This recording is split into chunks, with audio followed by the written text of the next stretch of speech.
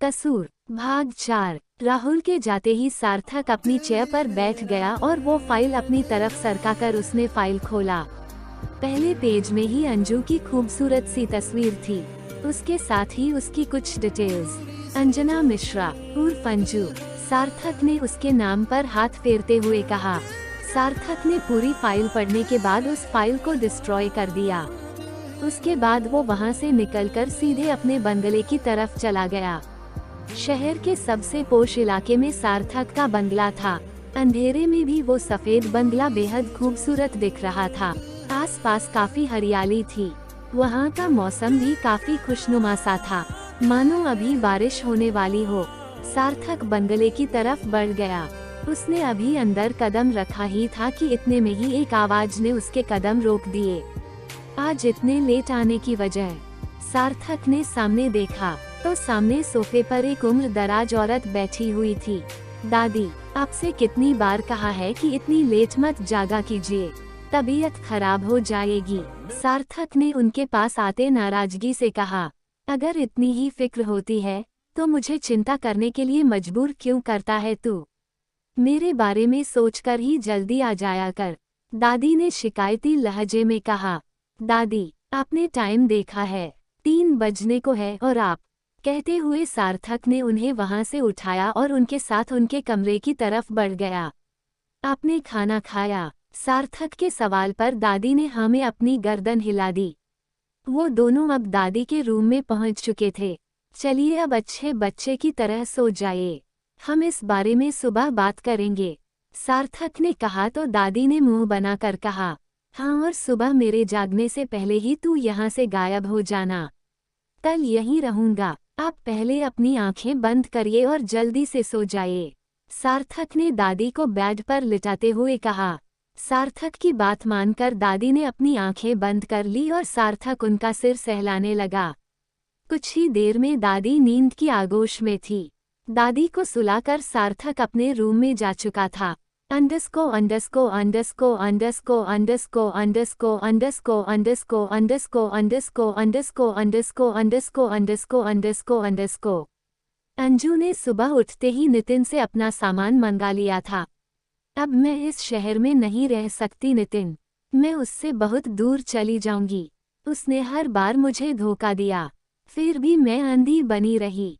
अब मैं उसकी शक्ल भी नहीं देखना चाहती। अंजू ने बिना किसी भाव के कहा और अपने कपड़े लेकर वो चेंज करने चली गई। वहीं नितिन का फोन लगातार बज रहा था, पर वो फोन रिसीव नहीं कर रहा था। कल से तुम घर पर नहीं हो, आंटी परेशान होंगी, तुम्हें उनसे बात करनी चाहिए।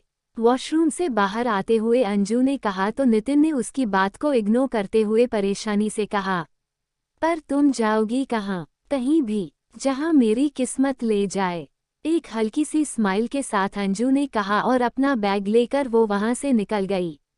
नितिन ने उसे रोकना चाहा पर वो नहीं मानी। नितिन ने उसे ड्रॉप करना चाहा, पर इसके लिए भी अंजू ने साफ इनकार कर दिया।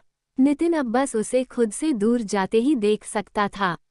अंडस्को अंडस्को अंडस्को अंडस्को अंडस्को अंडस्को अंडस्को अंडस्को अंडस्को अंडस्को अंडस्को अंडस्को अंडस्को अंडस्को अंडस्को। सार्थक की आंख उसके फोन की वजह से खुली जो बज रहा था। हेलो। सार्थक बेड पर सीधा बैठ गया।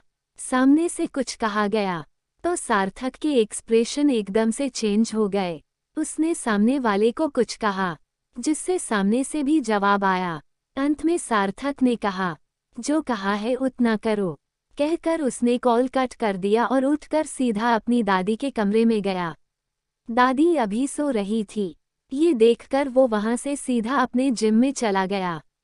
अंडस्को अंडस्को अंडस्को अंडस्को अंडस्को अंडस्को अंडस्को अंडस्को अंडस्को अंडस्को अंडस्को अंडस्को अंडस्को अंडस्को अंडस्को अंडस्को अंडस्को अंडस्को। रिया बेड पर लेटी खामोशी से एकटक छत को घूर रही थी, मानो वो किसी गहरी सोच में हो। वहीं उसे अपनी बाहों में भींचे हुए साहिल बेहद गहरी नींद में था। रिया उसकी बाहों से आज़ाद हो जाना चाहती थी, पर इससे साहिल की नींद खुल जाती। बीती रात के बाद रिया को साहिल से अजीब सा डर लगने लगा था। वो बस यहाँ से भाग जाना चाहती थी, कहीं बहुत दूर। रिया इन्हीं सब ख्यालों में खोई हुई थी कि एकदम से उसे अपनी गर्दन पर साहिल की सांसें महसूस हुई। उसने चौंककर साहिल की तरफ देखा तो दोनों का चेहरा आपस में बेहद करीब था। क्या सोच रही हो? कहीं रात में कोई कमी तो नहीं रही ना? कहते हुए साहिल के हाथ रिया के शरीर पर रेंग रहे थे। मुझे फ्रेश होने जाना है। रिया ने उसका हाथ हटाना चाहा, पर साहिल ने उसके हाथ को जकड़ते हुए कहा, जब मैं कहूँगा तभी तुम बेड से नीचे पैर रखना, समझी? साहिल ने उसे आंखें दिखाई। साहिल, आई एम सॉरी, पर तुम मेरे साथ ऐसा। रिया की बात उसके गले में ही रह गई, क्योंकि साहिल ने उसकी गर्दन पकड़ ली थी। सॉरी माय फुट, मैं तुम्हें अपना ये रूप बाद में दिखाना चाहता था, पर तुमने तो मुझे पहली रात में ही अपने असली रूप में आने पर मजबूर कर दिया।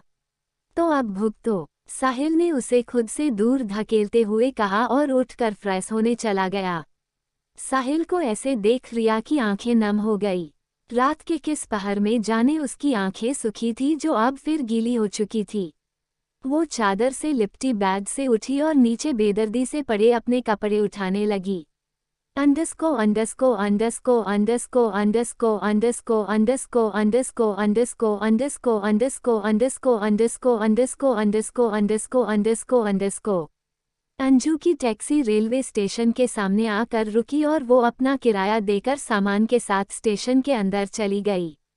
वो यहाँ आ तो गई थी, पर अब उसे ये समझ नहीं आ रहा था कि वो जाए कहाँ।